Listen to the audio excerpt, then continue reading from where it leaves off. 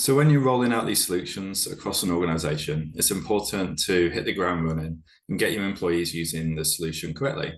And one way to help encourage that is through gamification. Some lone worker solutions come with built-in gamification tools. For example, we have our safety awards, which review how well people are doing using the app. Things like check-ins, usage, consistency, correct settings, and then we output a monthly score and ranking. If you can foster a friendly, competitive environment, it can work really well to boost engagement. This may be different between different offices, regions, or individually. Some companies we work with use the safety awards to reward usage each month. For example, they might give a small bonus to the top 3 lone workers each month. It creates a bit of friendly competition, but it also helps surface questions like if someone has a low score, is it because they're on holiday? Or maybe they don't fully understand how to use the app.